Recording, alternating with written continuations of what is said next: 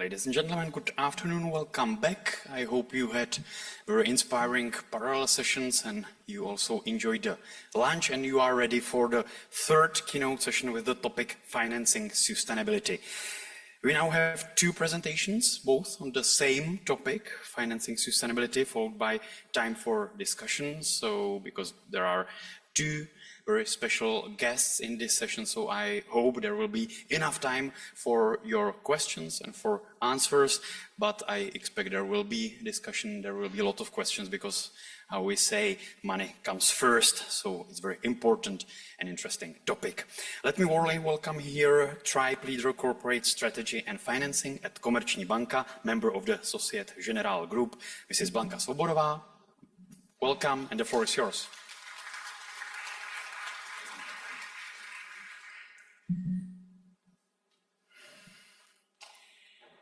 Good afternoon. I'm very happy to be here with you. My name is Blanka Svobodová, and I would like to share with you a couple of insights concerning the approach of the bank in terms of sustainability, in terms of financing sustainability. Maybe Tribe Leader, it's kind of not very often position, so just for you to explain what I am responsible for and what is my main role in the bank. I am responsible for defining corporate strategy, but maybe more from long-term perspective, so leading also digital transformation, innovation of products and services, and enhancing, making more efficient all the processes. So this is all about sustainability. So this is very linked, and moreover, ESG is one of strategic pillars of Komerční banka and Societe Generale as well. And it has not changed. So it's just to open and explain. Before I deep dive to sustainability topic and the bank, the approach of the bank, the attitude, how we lead this business. I would like to give you a little bit more context, or show you or tell you something about the environment in the Czech Republic, and maybe also something about perception of consumers and legal entities, because it's very important to understand it, the complexity.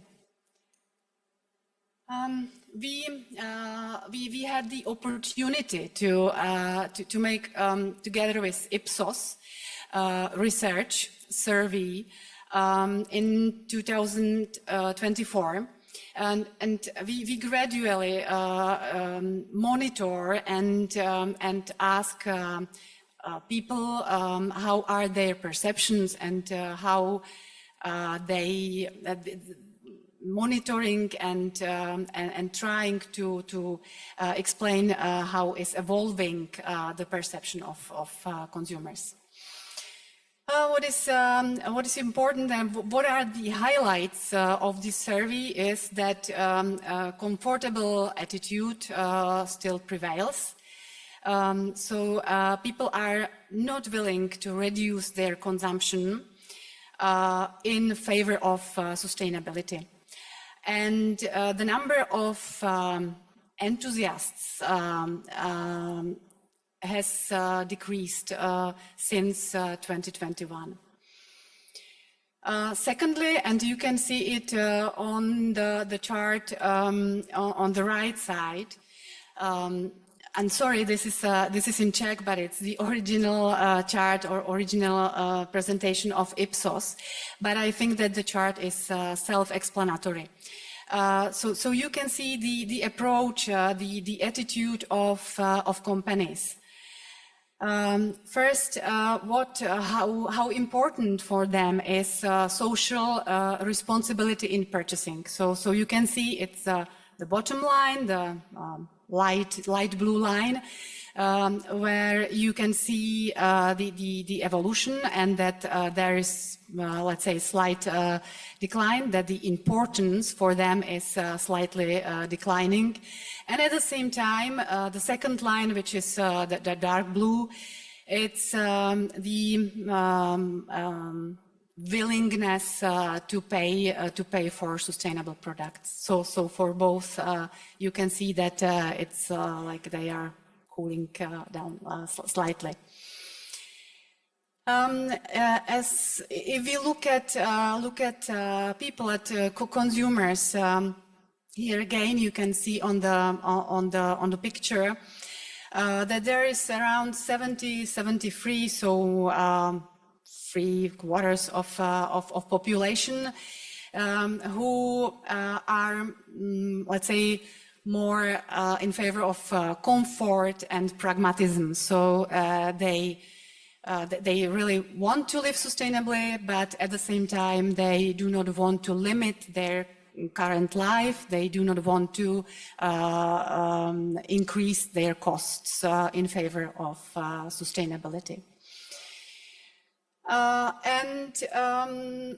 Last point is when they were asking people what is important for them, then it's this is important also for our business. It's compliance with like ecological impact in compliance with economic impact. So it's always about their wallets. They say that it makes sense for them only if all these both aspects are in compliance. Only 17% of consumers were able to articulate or to say what, from their perspective, is sustainable behavior, or what they are doing in terms of sustainability. And it's usually more about, I don't know, like using or buying products in second hands, or maybe reducing packaging or waste of foods. Yeah.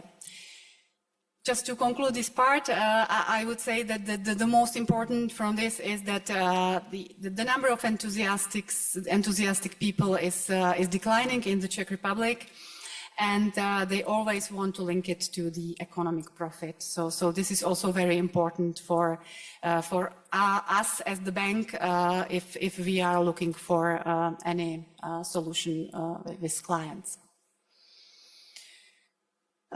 The bank approach, we can look at it from two angles. One angle is about risks, and it's always the bank goal to identify, to assess, evaluate risks, and try to mitigate them and work with them. And then the second angle is about opportunities. If we talk about risks, it's like environmental and social risk management process is embedded in many processes, and it's clear that assessment of ESG risks is important in assessing the ability of repay the loan, or it also have impact on the value of collateral, for example. Then also risk related to the legislative framework, to ESG reporting, EU taxonomy and others. And also we as a bank, we are having our own commitments. Either it is resulting from our participation or presence in Net Zero Banking Alliance, or it is about our, let's say, voluntary commitments which we have, either KB or Societe Generale Group. Maybe more interesting part is the part related to opportunities. We as the bank, because we are universal bank, and we always want to be with our clients through all the life cycle, all their journey. So it's important for us to be also in the beginning of the client's journey towards sustainability. So we also are here to provide clients with ESG advisory, to guide them through, to help them understand what focus they can have in their business models, and how they can tackle sustainability. So ESG advisory, ESG consulting is very important part of our business. We bought Enviros company, which is now part of KB Group, and this part is very important. Then our core business definitely is financing. So sustainable financing is important part of our business, and we have innovated many products and services to provide clients with specific, dedicated, sustainable products. And also there is opportunity for the bank as such to make our processes more efficient, to decrease our costs on our operations. I would like to talk a little bit more about this, let's say, risk part. Environmental social risk management process, as I said, is part of two main processes in the bank. It's onboarding, it's KYC procedure, and then it's once we are providing transaction to the client, so it's within the financing. Then we also want to be compliant with our SG sectorial policies, just to understand what it is. We as the group defined 10 sectorial policies, so it's the strategy in particular sectors. We have ambition and commitments in these sectors, and once we are requested to finance clients who are having a business in this sector, we need to be compliant in this respect. We are also measuring or having like portfolio view on particular sectors. So climate vulnerability indicator, where we measure vulnerability in sectors, and also mentioned our let's say membership or participation in Net Zero Banking Alliance.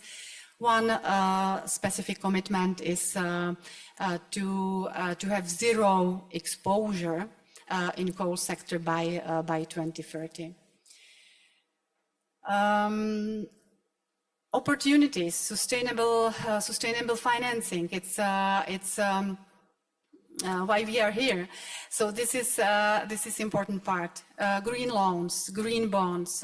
This is financing which is dedicated for investments. So investing to technologies which have positive impact, which are sustainable.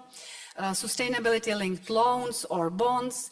It's financing which is in contrary to investment loan, green loan dedicated to general corporate purposes, but it's for companies which have their own strategy, sustainable strategy, ESG strategy, and are having their own commitments, where ambitions, where they want to be during the financing period. So it's usually about real ambition of the company. And then there are many others for consumer clients. They are mortgages, green mortgages, which is based on energy label of the facility of real estate, which is finance. Then e-mobility solutions and others. I also mentioned the part of advisory, which is important. So it's either ability to provide our clients with sustainable strategy, with like energy saving measures, advisory in terms of EU subsidies, which subsidy is relevant for their business, and so on. Here we also are mentioning program ELENA with EIB, which is European local energy assistance. We are able to provide clients with 90% of refundation of costs for these energy assistant costs. So it's also a good proposition for the clients. Among others, we also organize ESG webinars and try to increase awareness in terms of ESG among our clients. What is important that all these what we offer to our clients, what we have at disposal, and I am persuaded that the majority of banks in the Czech Republic have similar offers. It's not without challenges. Unfortunately, we do not yet have dedicated support or, let's say, more favorable funding funding sources for this type of financing. So if I get back to the beginning, when clients expect that sustainability and ESG solution will have also economic impact, they expect that this loan will be less costly, will be with better pricing. So we usually create our own ESG envelopes, but it's reducing banks' margins. Also, what is important to highlight that companies' drivers, what is driving sustainability in companies is either supply chains. So if they are cooperating with customers or suppliers who are requesting sustainable products or some kind of reporting, that then it is or it was regulation, and then banking sector. Still, all in all, the demand for these specific dedicated ESG financing products is lower than we would like to have. We have several green loans in our balance sheet, but it's still not at the target we would like to have. It's also linked to this data collection, which is also a challenge because we are committed to provide data. On the right side of the slide, you can see green asset ratio. It's a regulatory KPI which was introduced by the European Commission, and it measures what share of a bank's asset is green. And you can see that according EBA statistics, it's on average still below 3%. And that's the issue because, it's linked to data collections because for us it's to be able to report green asset ratio is to have data about our clients, to have data about their sustainability, to collect it correctly. And last but not least, the challenge is also unpredictable legislative environment. You probably know that in February 2025, the European Commission introduced the ESG Omnibus Simplification Package. Its goal was to ease administrative burden of sustainability reporting by increasing thresholds, by delaying deadlines, and so on. But yeah, on one hand, it brings maybe more flexibility, more time to companies, but on the other hand, it may reduce transparency, it may reduce predictability, and it doesn't help to banks to collect data and to provide to increase our green asset ratio and to provide correct data according to our balance sheets. More regulation is probably not a solution, yet without it we cannot move forward in this path. So to conclude this presentation, I think that Czech banks, specifically Komerční banka, Societe Generale, we are committed. We still have ESG as one of strategic pillars. But at the same time, the environment in the Czech Republic is kind of difficult. The number of enthusiasts has been decreasing, and finally, unpredictable legislative environment is not helping much in this situation. So yeah, that's all from my side. Thank you for attention, and I'm looking forward to your questions afterwards.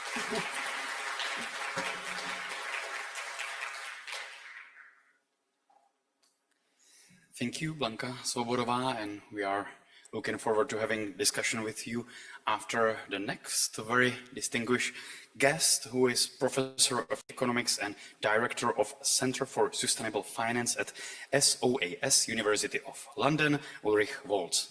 Welcome, and the floor is yours.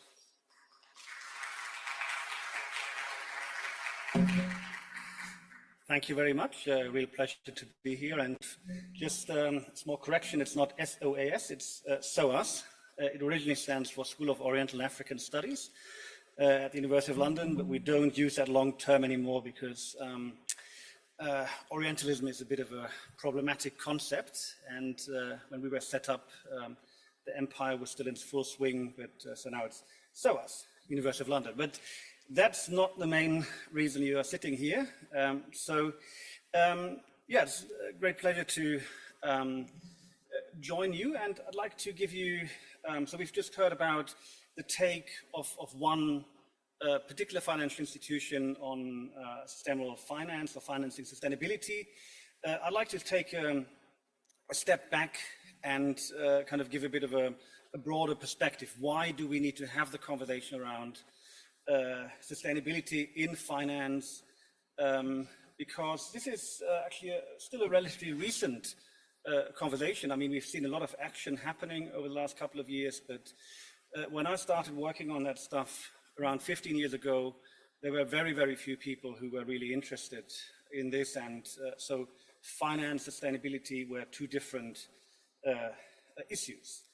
So in case you fall asleep, just put my key takeaways at the start.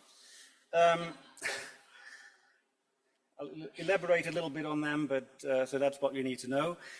So first of all, finance sits very much at the heart of all our economies. It sits at the heart of the global economy. And if we really want to move forward with kind of a sustainable transition, sustainable and resilient transition, we really need to be finance to be part of that. And for the time being, and I'll elaborate on that, finance arguably still part of the problem. And so we really need to align finance with climate and sustainability goals. And we need those who govern financial markets, so central banks, financial supervisors, and others to really provide clear guidance. We've already heard a little bit about legislation and so on. But I think we need a much firmer steer.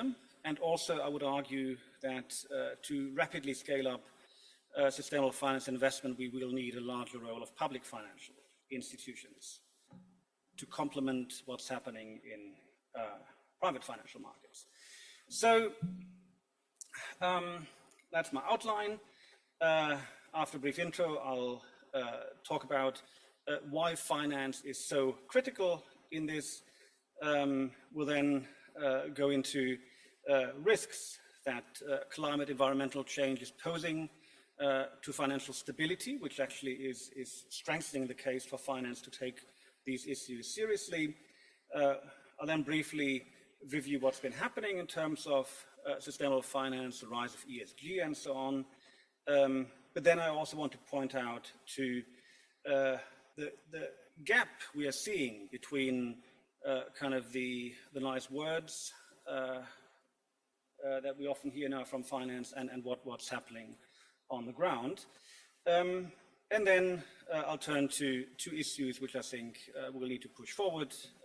So role of central banks and supervisors in aligning financial systems, and then also scaling up the role of public financial institutions. So I think this is, especially in this group of people, pretty obvious that we are facing some very major challenges.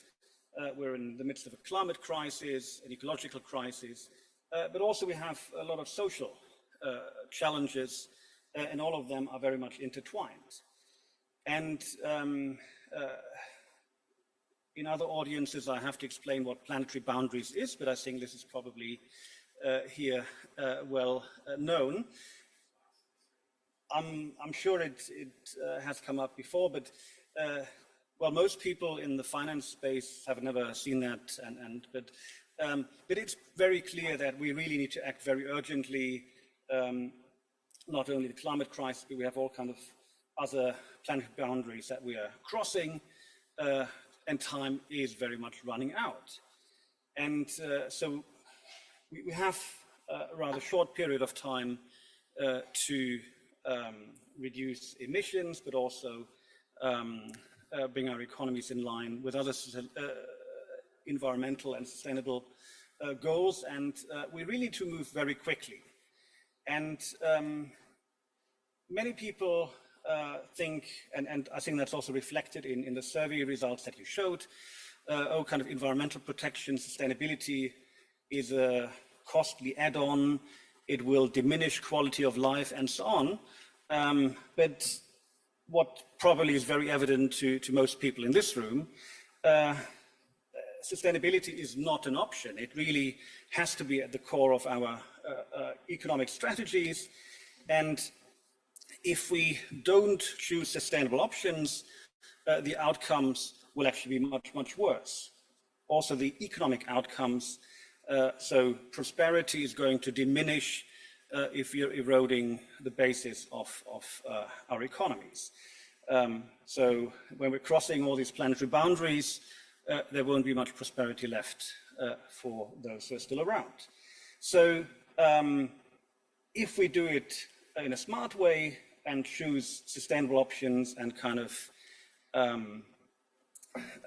combine them with good economic policies, we can actually very much increase economic prosperity rather than diminish it. And I think that that's a point that needs to be made time and again. So what has finance to do with all of this? And finance is basically the place where decisions are being taken on what investments are being financed and which not. And so this is really a central decision-making place. Corporations are dependent on banks, other financial institutions to provide them with finance so that they can invest. And these investments that are undertaken today create past dependencies. So if we finance a lot of, say, coal-fired power plants, this creates past dependencies. If we instead finance sustainable solutions, that will help to bring us on more sustainable trajectories. And so finance is really affecting all of us, whether we like it or not, and making sure that we have sustainability ingrained in the decisions that are made in the financial sector, be it banks, be it institutional investors, be it insurance companies, is absolutely critical. And one major problem that we are seeing in finance is the short-termistic perspective that most decision makers in finance take. So, and that goes very much, or is very much related to the incentive structures in finance. So it's clear financial institutions, just like any other businesses, need to be profitable, but the incentive structures are very much geared towards returns that are generated in the short run. And so the problem is that most of our environmental challenges, our sustainability challenges, are more long-term issues. Mark Carney, former governor of the Bank of England, some time ago coined the phrase tragedy of the horizon. And with that, he alluded to the problem that climate change is a kind of more long-term problem, even though I think we realize that it's already having causing severe problems in the short run. But so a lot of the major risks related to climate change are projected to arise in the longer run.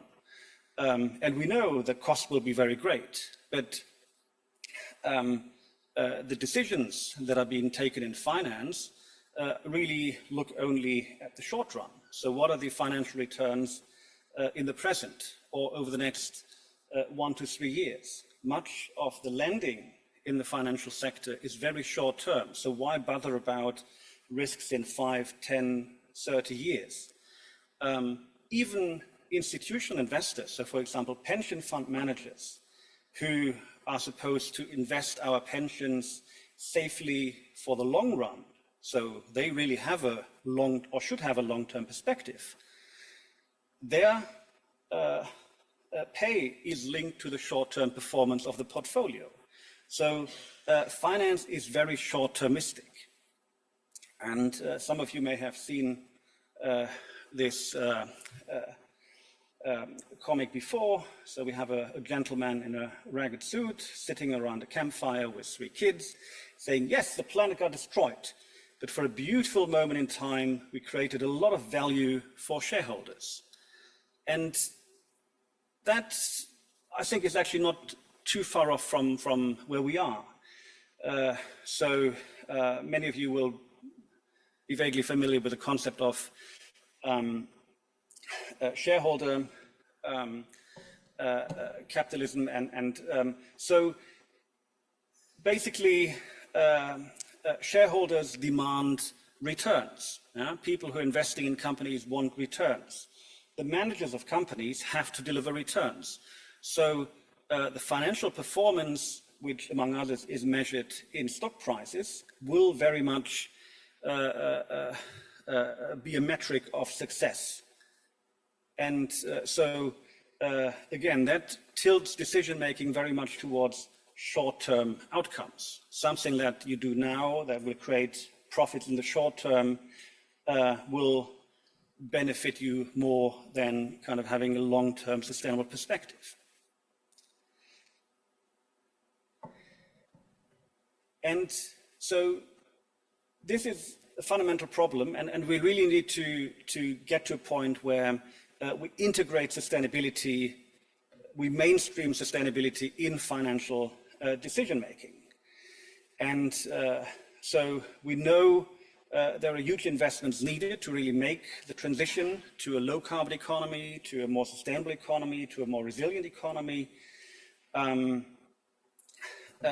currently, we are nowhere near seeing the investment going in this direction to the tune that's needed. At the same time, we have a lot of money still flowing in areas that are absolutely not sustainable. And so we need to really integrate sustainability, mainstream it in financial decision-making. And there are 2 major challenges, and I'll get back to that in a moment. First of all, we need to support the alignment of financial markets with sustainability and scale up sustainable finance. But then we also need to mitigate the risks that emanate from climate change, environmental degradation for our financial systems. And very importantly, it's not only about more green or more sustainable, we also need to very urgently phase out kind of the dirty finance that is harming our planet and our societies at the end of the day. So, as I said, when I started working on that kind of stuff, sustainability, climate risk and so on was really not on the agenda of financial decision makers. And it was actually a long and hard battle to get central bank supervisors interested in this.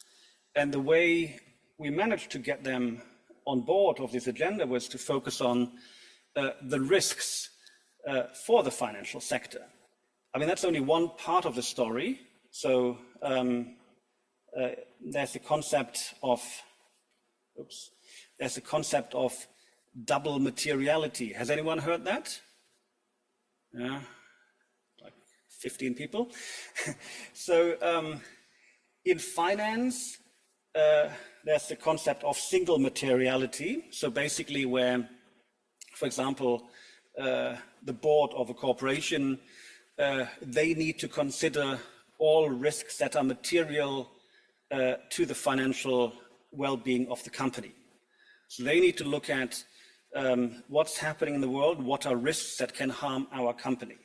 And if, for example, climate change or environmental risks are harming, potentially threatening the balance sheet, so if it's financially material, they have to respond. Otherwise, they breach their fiduciary duty. So that's one important dimension. But the other, and that's gaining more traction now, is the concept of double materiality. So which is not only about what's the impact of kind of the world or climate change on my organization, but it's also what is the impact of my organization, of the things that we are doing, our production processes or whatever we finance, on the rest of the world. But kind of the focus for a long time was really on this one-way street. And so if we look at climate change, we have physical risks, floodings, drought, sea level rise, heat stress, wind, and so on. And we have transition risks emanating from climate policies, environmental regulation, technological change, and all of that can have profound impacts on the economy. Some positive, many negative.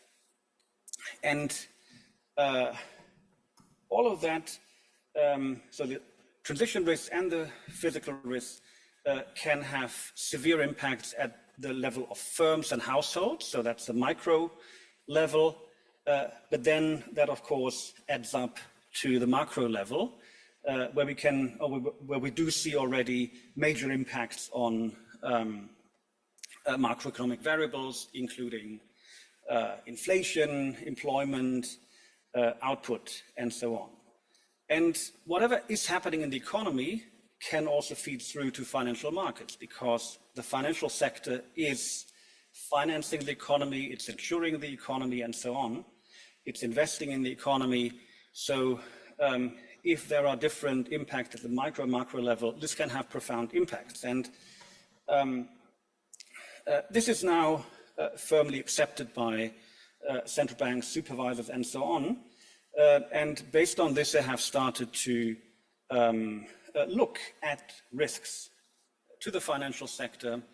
And here's a quote by Mark Carney, which I mentioned was former governor of the Bank of England, who said that changes in climate policies, new technologies, and growing physical risk will prompt reassessments of the values of virtually every financial asset. Firms that align their business models to the transition to a net zero world will be rewarded handsomely. Those that fail to adapt will cease to exist. So we are going profound changes, both kind of in the climate and environment, but also in our economies. And a good example of that transition that's currently underway is what's happening in the automotive industry. So I'm from Germany, which, as you know, has a lot of car industry, which is now severely under threat. And so the shift towards electrical vehicles is very rapidly underway. I mean, there's still discussions about, kind of what can be done to protect ICE cars, but the reality is that this is a kind of battle that's already lost. And you may think whatever you want about this, but the technological shift is underway. China has built up massive capacities in electrical vehicles. These cars are cheap, many of them are really good, and they're flooding the world markets with that. And so the traditional car makers in Japan, Germany, elsewhere in Europe are severely struggling. And so these are technological changes that are happening, and we see that happening in many other ways. So we do need to we need to understand what are the risks and also opportunities linked to that. I think on physical risks related to climate change, don't need to spend much time on that. It's pretty obvious that the number and intensity of climate-related disasters is going up rapidly, and that's going to have ever greater impact on our economies. And I mean, we can see that in all parts of the world.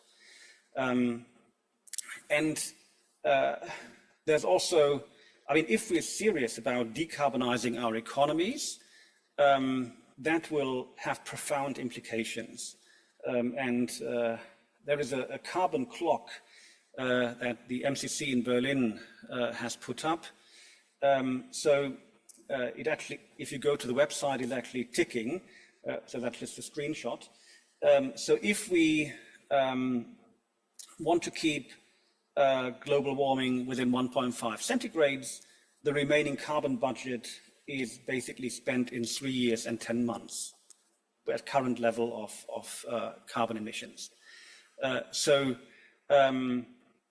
implication is, if we were serious about limiting global warming to 1.5 degrees, that would mean there would be massive stranded assets, because there's a lot of unburned coal, oil, gas out there that is valued at very high prices. If we look at a 2-degree scenario, then we have 21 years, but which is also not a lot of time. And colleagues in Essex just last year, I think, published some estimates of the total value of stranded assets if we were to stick to the 1.5 degree goal. And so if we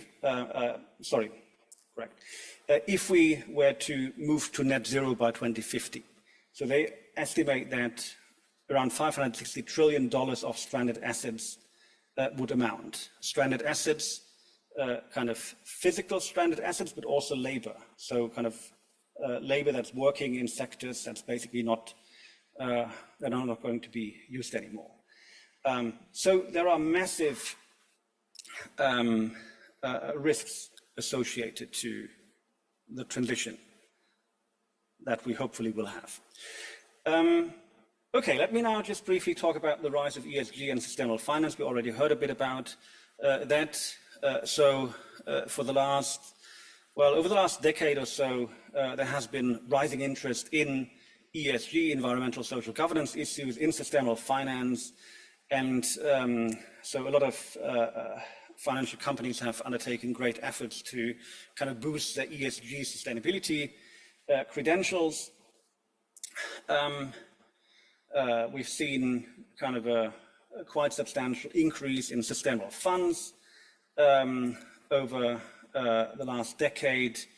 The sustainable bond market in particular has been receiving a lot of attention. So we've seen a lot of growth in that market.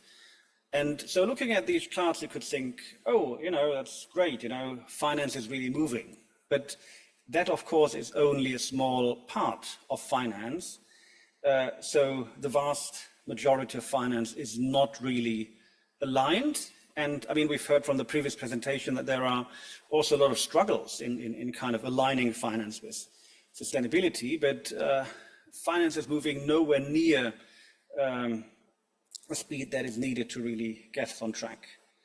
And what's even more worrying, that actually we still do see a lot of finance flowing into the wrong direction.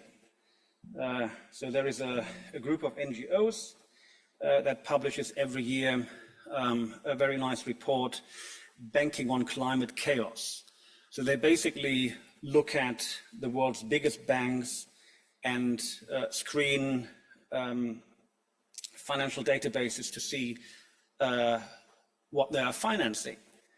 And there still is a lot of fossil fuel finance. I mean, fossil fuel finance, kind of as an example of one of the most destructive, environmentally destructive forms of finance. So since the Paris Agreement, basically around $8 trillion have flown into fossil fuel finance. That's a lot of money, and a lot of money going in the wrong direction. So while a lot of finance officials like to talk about green finance, sustainable finance, this is the dirty finance. And that's just one part. Colleagues from UCL in London last week just published a study showing finance that goes into destruction of rainforest. And so around 80% of the finance linked to the destruction of rainforest actually comes from global banks. So say rainforest in Indonesia or Brazil, a lot of the finance that the companies that are responsible for deforestation comes from global banks. So there is a lot that needs to be corrected. And we heard about ESG before, and while in principle, it's very desirable to pay greater attention to environmental, social, and governance issues, the problem is, how do we measure that? And there have been a lot of rating agencies that have put forward ESG metrics that are kind of guiding this investment. But the problem is that this is very inconsistent. So here you have a chart from an academic paper from 3 years ago that's looked at the ratings of the 5 largest or the 5 most important ESG rating agencies. And you can see that there is a lot of divergence. In this chart, we can see that better. Here you can see the correlation between the ESG ratings of different providers. And so there are some ratings that don't have any correlation. Some have kind of correlation of 0.5 or something, but a lot of the ESG ratings are all over the place. And that is, of course, a big problem if those are the metrics that are supposed to guide finance. And there has been a lot of criticism of kind of sustainable finance industry. Here's actually a quote from Tarek Fancy, who was formerly the chief investment officer of sustainable investing at BlackRock, which is the world's biggest asset manager. And I'm not going to read everything, just the last thing. In truth, sustainable investing boils down to little more than marketing hype, PR spin, and disingenuous promise from the investment community. These are some very harsh words. And I mean, just to say that, I know a lot of folks in the financial sector that are very, very serious about sustainability, so and I also don't want to dismiss the efforts of the previous speaker. But the reality is that for the time being, a lot of the kind of sustainable investment industry is not really working well. And here's a cover story from The Economist from, I think, 2 years ago. a broken system needs urgent repairs. So, what's the solution? Well, of course, there are no silver bullets, but having worked a lot on finance, I think what is very clear is that we need very clear guidance and regulations. So for finance to just do the right thing is not going to get us anywhere. Nick Stern famously called climate change the greatest market failure ever. And that's very true. Yeah? So all the negative externalities of emissions are not being priced in, and the same is true for many other environmentally harmful activities. So we're seeing a major market failure, and I think we do need much firmer regulation, so that on the one hand we'll align finance with sustainability goals, so help us to shift away from dirty finance to sustainable finance, but then at the same time also limit the risks and exposures to all that risky stuff. And I and others have argued that central banks and supervisors as guardian of the financial system really need to take a much, much firmer steer and kind of provide clear guidance and regulations for financial institutions to rapidly phase out kind of the dirty, harmful finance, which is very much undermining the stability of the financial system and the basis of our economies. And I think there are some very good reasons why central bank supervisors within their mandate really should act much more forcefully. And of course, this is a kind of all of society problem. So we need to see change in the real economy. We need, very importantly, governments to lead on that. But central bank supervisors, as the guardians of the financial system, can really play a critical role in getting all this moving. Not alone, but without them, I don't think we will really go very far. And there are a lot of things that central bank supervisors can do. I'm not going to bore you with this. I mean, setting the right framework conditions, certainly, so there's been a lot of work on taxonomies, but many of the taxonomies also have been quite complicated, and we just heard about the EU Omnibus, which is trying to simplify the EU Sustainable Finance Regulation, which indeed has been super complex. So I think often we'll need more simple rules, but tougher rules. And I think one of the reasons why the European Sustainable Finance regulations have become so complex is because, you know, there have been so many vested interests, so much lobby efforts to partly complicate them, to water them down. So I think we need much clearer rules, for example, relating to carbon finance. But there are also things on the prudential side, so in the kind of supervision, the rules for financial institutions. I could talk for hours about that, I won't, but I think there's a lot that central banks could do. The good news is that this agenda has actually taken off quite significantly. There is now a network of central banks and financial supervisors for greening the financial system. It's a very long, cumbersome name, but it's a really important network, and all the major central bank supervisors are part of that, except for the US Federal Reserve. They were part of it, but a day before Donald Trump started his second term, they withdrew for obvious reasons. So that quite a lot of several finance policies and regulations have been put in place. But I would argue that a lot of these are not really binding. So it's kind of, I think there needs to be much more work on that but to really make it not too complex, but really meaningful. And then last point I want to highlight is I very much believe that we do need a much larger role of public financial institutions.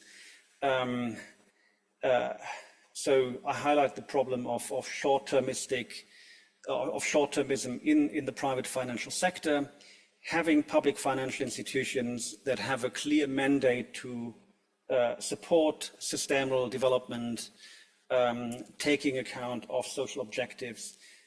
They can really make a huge difference. They can work in tandem with private financial institutions, and they can also leverage a lot of private finance. And that's actually what, for example, in my home country, KfW,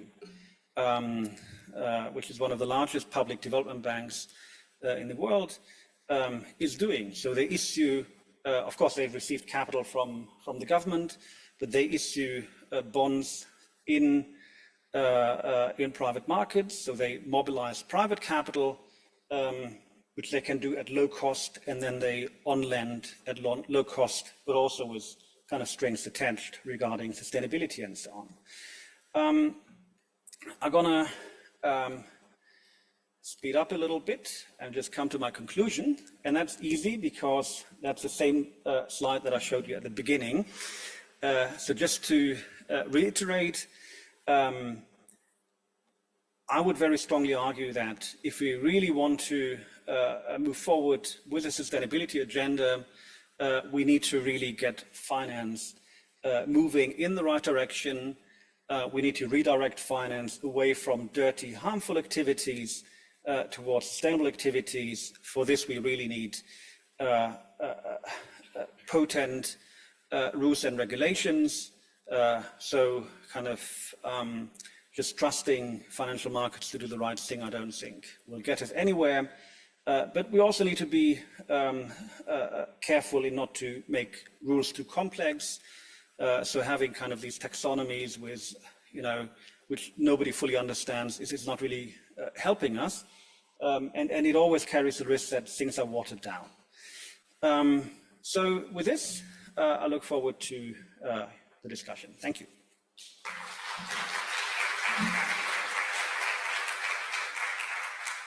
Thank you. I hope you can hear me. Yes, thank you. I would like to invite Blanka Svobodová to join us on the stage as well. And we have 30 minutes for your question. So the floor is yours. If you have any question, yeah, we have in the back, I can see 1, 2, 3 questions. And do we have microphones? If not, I'm coming to you. So let's take your question. I'm sorry, raise your hand again. Yes, there we are. It's yours. Thank you. I'm a postdoc from the University of Iceland. My name is Nina. I cannot pronounce your name and I cannot remember it. I'm sorry about that. But this is to the lady in the group. You mentioned the Net Zero Banking Alliance, and your bank is part of that alliance. But of course, big players from the US have withdrawn from that. Is it still effective without them? That's one question.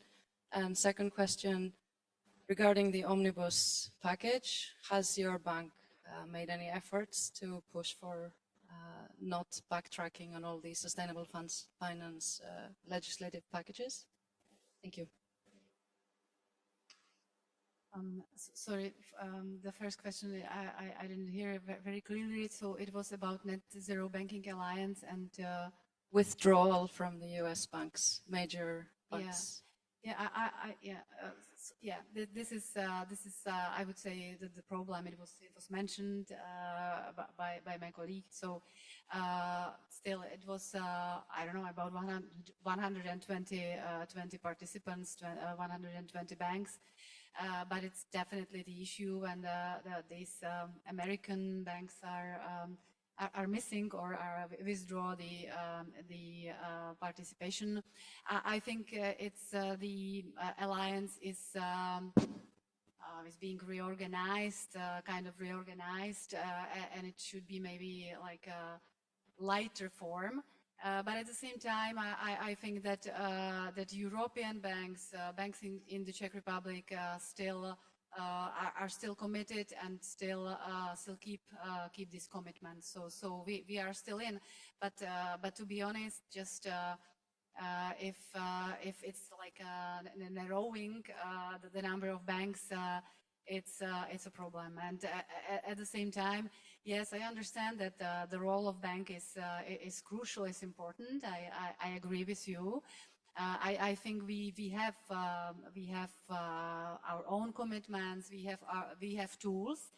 But what is missing is motivation of companies to ask for these kind of products. And for example, as if I see the Czech Republic, we are in front of elections, and none of political parties have sustainability in their programs.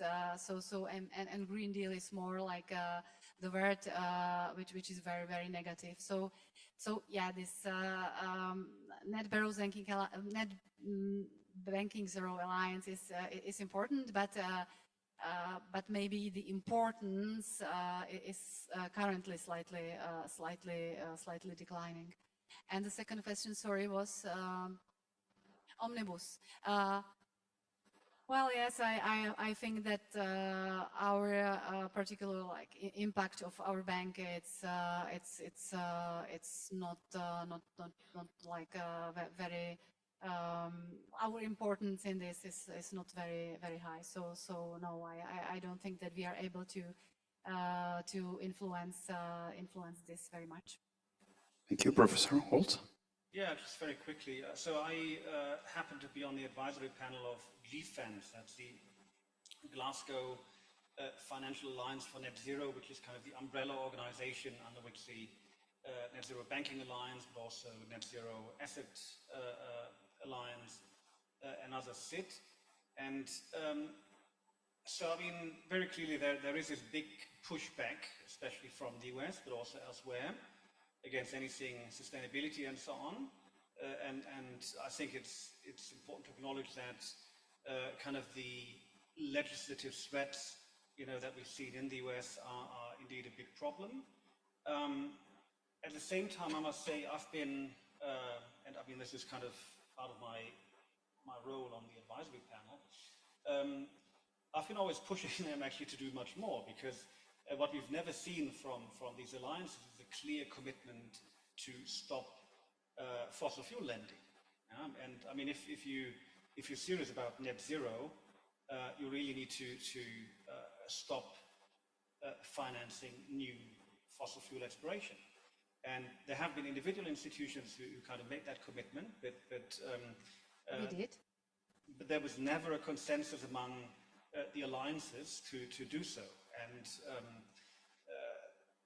so, kind of while there has been a lot of goodwill and there have been a lot of good people involved in there, I think, it was never going to be the big solution.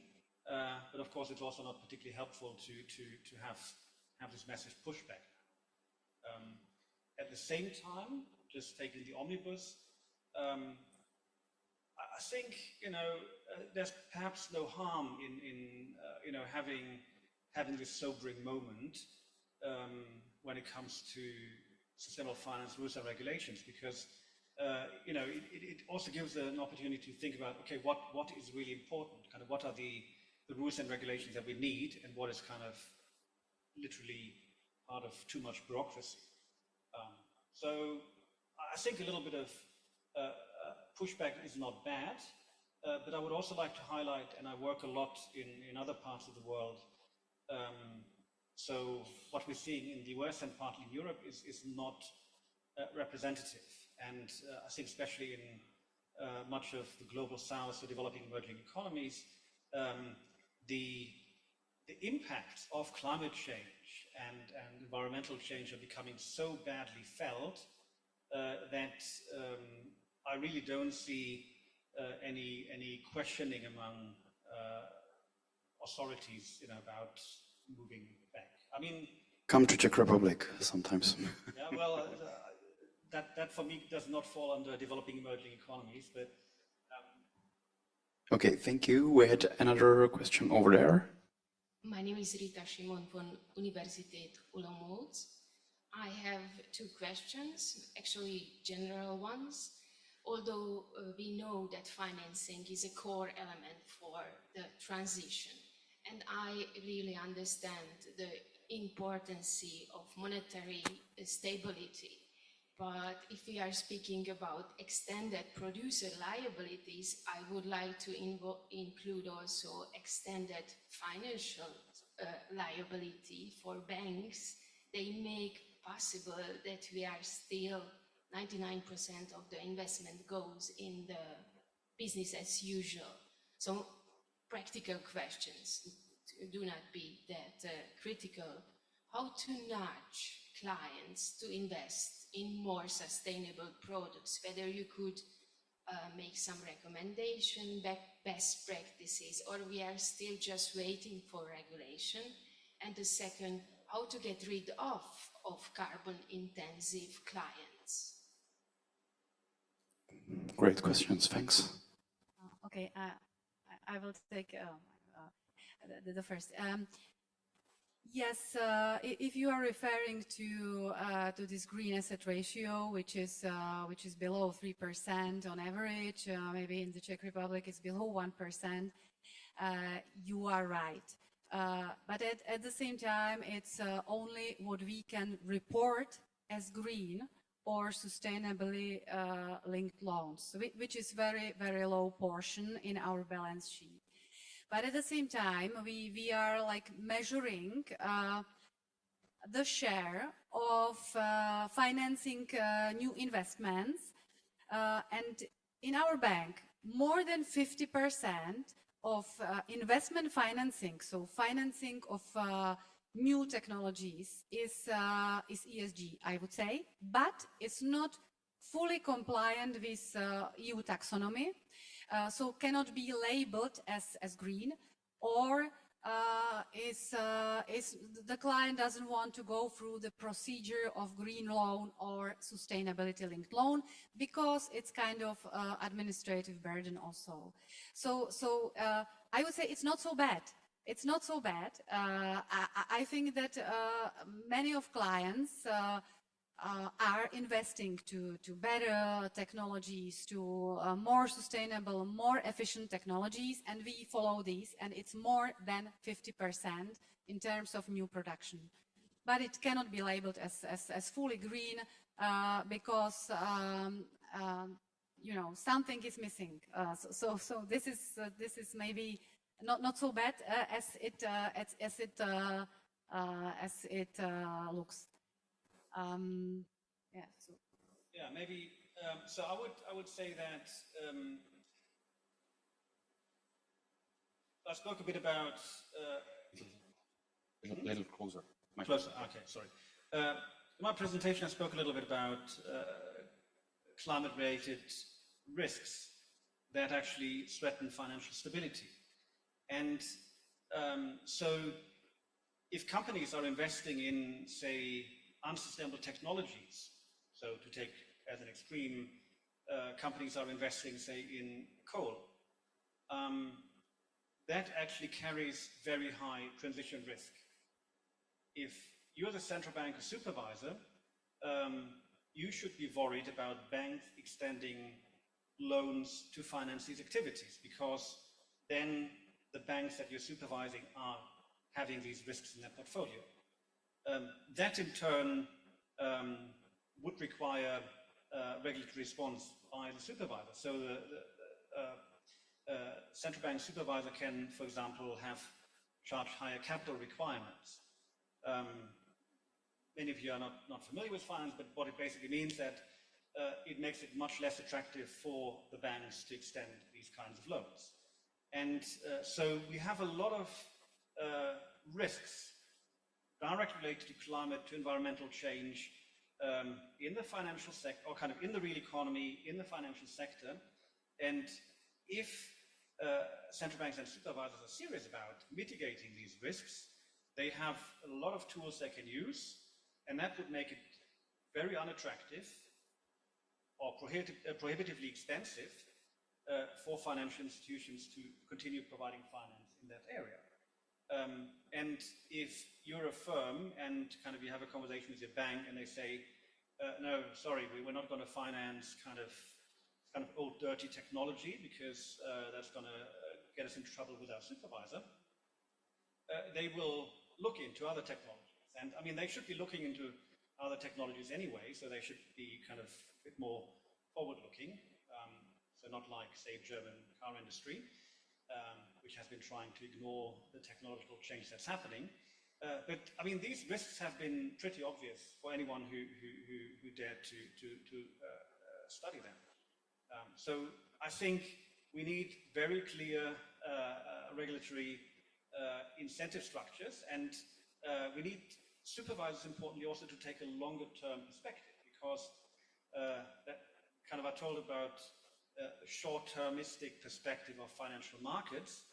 One of the problems is also that financial supervisors also tend to have a rather short perspective, because they look at the length of the financial cycle, which is like maybe 3 to 5 or 6 or 7 years.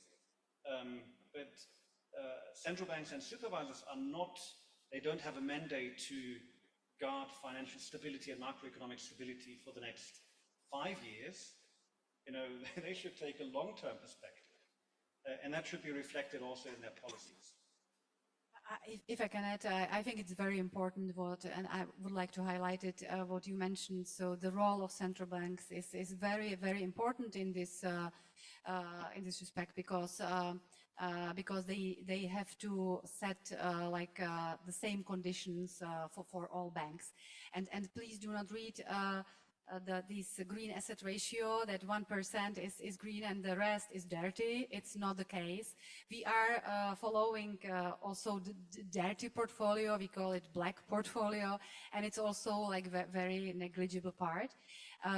So the rest is maybe a little bit like unknown. So not unknown, but the data are missing, and we cannot like confirm fully if it's like fully green or not.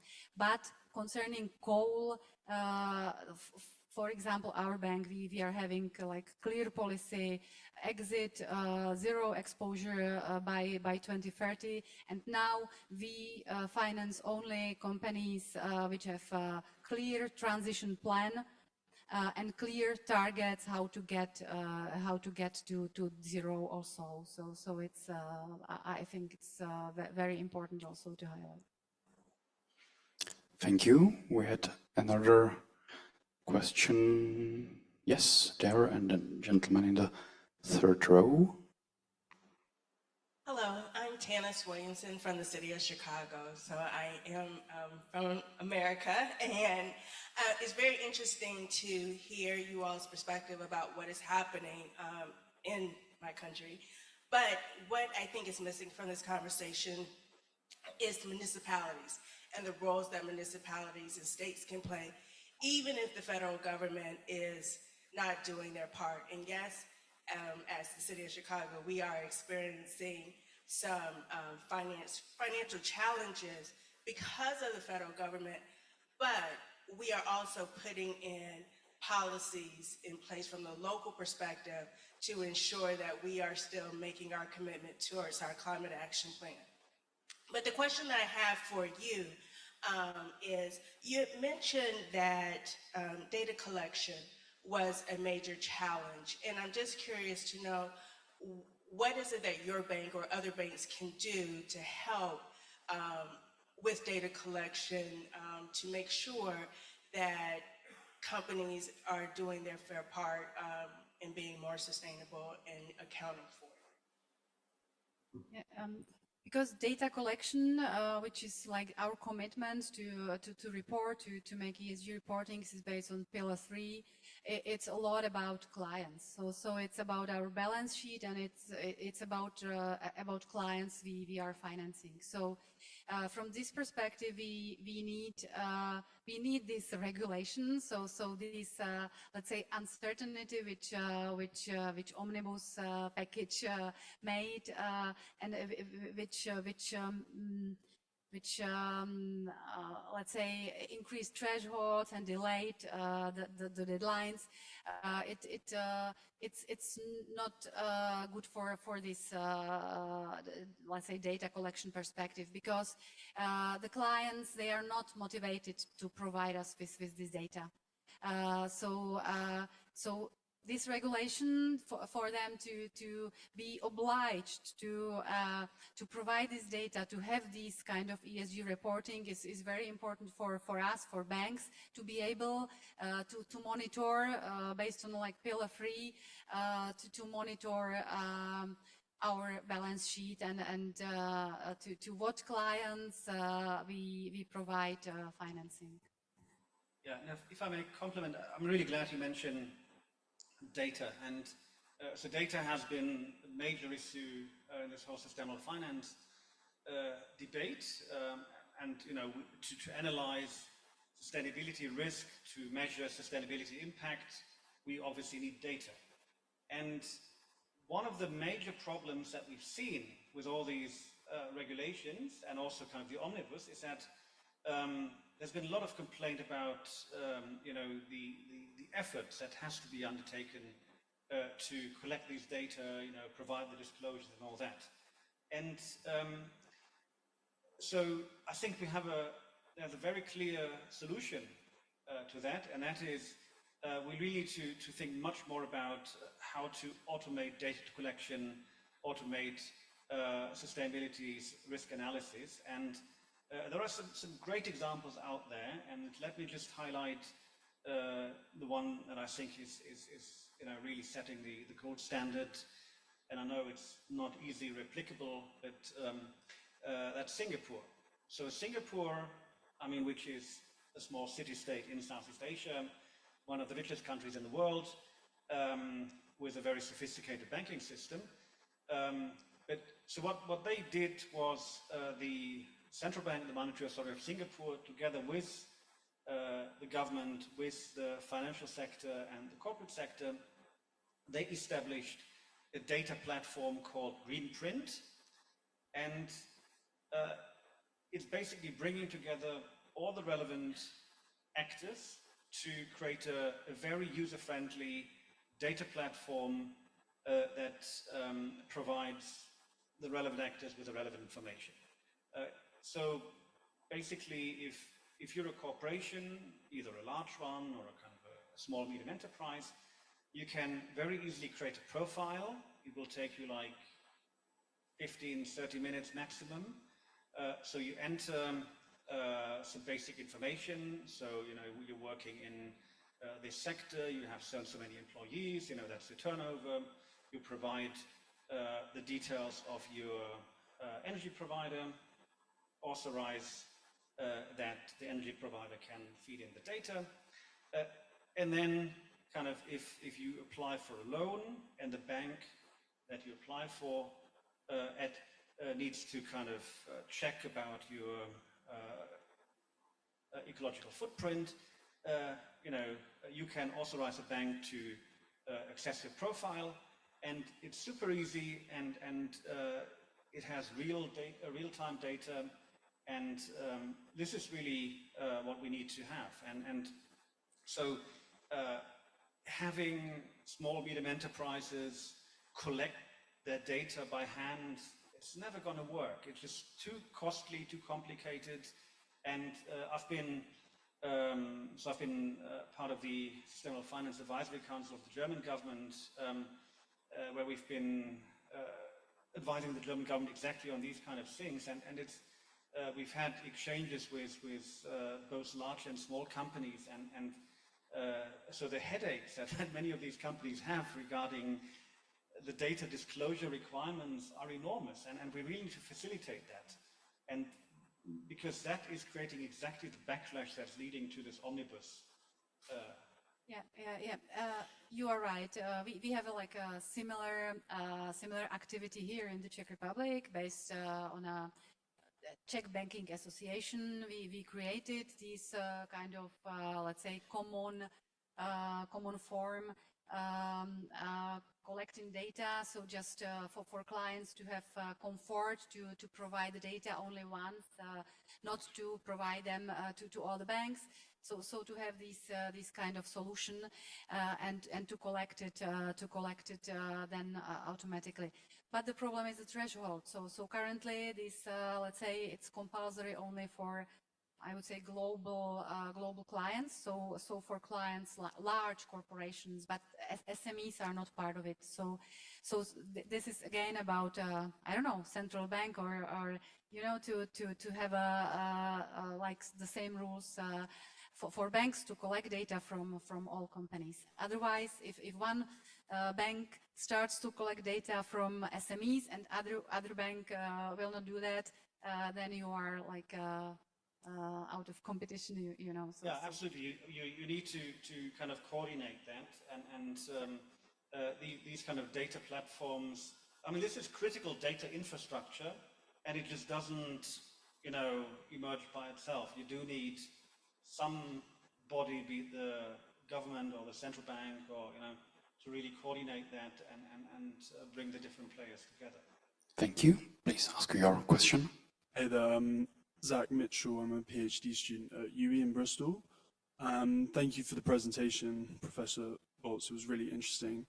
That quote that you had from Mark Carney saying that if these banks don't incorporate sustainability risk, then they're not going to exist. Is that something that you actually believe, or do you think these issues of moral hazard and too big to fail, which we saw in the financial crisis, are just going to be the same issues because we haven't actually addressed any of those issues? And then on the back of that, if these banks and this financial system isn't able to play the role that we need it to play, you talked a lot about the toolkit that central banks have. So what's your perspective on central bank digital currencies and moving beyond this kind of Bretton Woods financial system, which is so entrenched in sort of fossil fuel investment? Yeah, first of all, the quote by Mark Carney was not about banks primarily. It was kind of about, I think, so organizations in general. And that's true, you know, I mean, obviously if you're a car maker and you kind of don't realize that kind of your previous business model won't carry you very far, then you'll be out of business. If you're a winemaker in Bordeaux and the climate is heating up and you're kind of not investing in resilience to kind of be able to continue to cultivate wine, you're going to be out of business, right? I mean, so, I mean, that's kind of what every business should be doing anyway. Look at what are the risks and opportunities in the world around you, and if you disregard the risks related to climate environmental change, chances are that you will go out of business. Now, the thing is in a way, the same with banks. I mean, if banks or other financial institutions don't account for these environmental sustainability risks, they may end up with large losses going forward. And then, of course, we do have in banking the problem that you referred to, kind of too big to fail, and that is a risk for society, that we will have financial institutions with a lot of stranded assets, and you know, and then we have a kind of what the Bank for International Settlements described as a green swan event, where we have a systemic crisis in the financial sector caused by a climate shock, and then we'll have a mess in the banking system or the financial system, and then the government will probably have to step in and save the banks. But so that's ending up, so that's bad for the taxpayer. So, but the risk is there. I mean, like with any financial crisis, there's always a risk that you know, profits will be privatized and losses will be socialized. But you know, if you're a central banker, you should be thinking exactly about these things. That's exactly why I have been arguing that central banks should be taking this longer-term perspective on risks associated with climate environmental change and kind of make sure that financial institutions don't build up these huge stranded asset risks, also kind of physical risks. So now you had a question on, kind of digital currencies and kind of, moving away from the Bretton Woods system and so on. I think that would be a bigger discussion now. Let me just say that I don't think that, so while I do work a lot on digital stuff, and I do think that digital sustainable finance is actually part of the solution, I don't think that digital currencies as such are going to be central part of the solution in this context. But if I may say, I would very much, very tightly regulate all this crypto stuff, most of which is totally harmful and not creating any value for society, and it's just kind of highly speculative and creating a lot of negative environmental externalities on the sidelines. Thank you. We have time for very quick last question. So, lady over there, and I'll ask you to be very brief and yes, brief thank you. answers, please. I am Maria Calero, project coordinator at Beta Technological Center, Catalonia, Spain. Just one comment and a question, maybe more directly to Ulrich. I was a little bit confused, and it bothered me a little bit what you said about this short-term versus long-term misalignment between financial risk and environmental risk. I think everything is short-term right now, and even data and numbers, even the carbon clock shows that climate change and environmental risk are also short-term. That's just one common that kind of, it's not an excuse to finance sustainable finance because of this misalignment.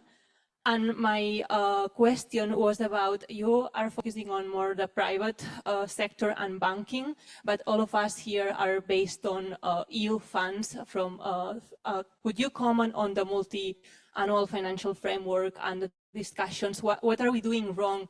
Because we keep saying that we need more funds to fund the green transition, and they are talking to even reduce this type of funds. So could you comment on that? Thank you.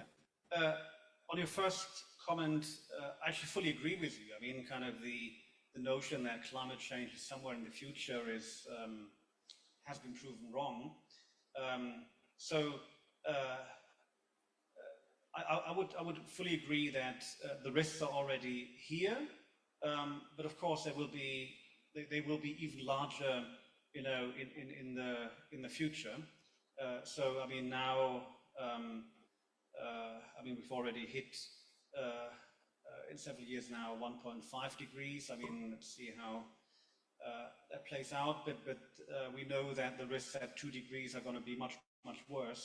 So anything we're seeing now is just going to be much worse, and the risks in the financial sector for the economies are going to be larger. But so on the sort of the question, oh yes, the funds. So well, I actually do work a lot also on public finance, and I didn't go very much into that, but so I did highlight the role of public financial institutions, simply because I don't believe that private finance is going to get us where we need to get at the speed that we need to have. And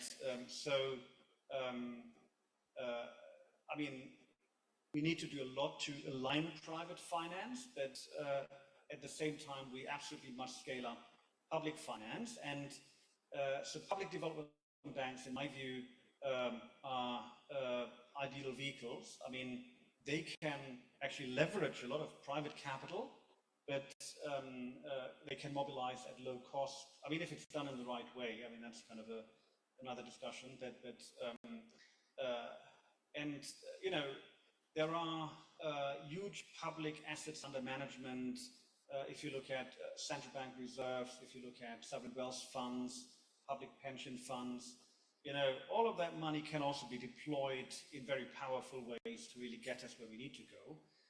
Now, I'm not an expert on kind of EU budget and funds, and frankly, that's not an area I want to get into because I find it rather daunting. But yeah, I mean, we need to leverage public balance sheets much more forcefully. Yes, that also does involve publicly funded research because, you know, that's needed to get us to get a lot of the technologies and ideas that we need really going. Thank you. Before I will thank both of you, just let me remind you that after coffee break, we'll continue with parallel sessions D. It will be held in a different building as usual. And just a quick reminder that the conference dinner will take place from 6 p.m. to 10 p.m. in the hall of this building, and attendance is for registered participants only. But now let me warmly thank both of you for your presentations and for your insights, and it was great having you here. Thank you. Blanka Svobodová, Ulrich Volz. Thank you.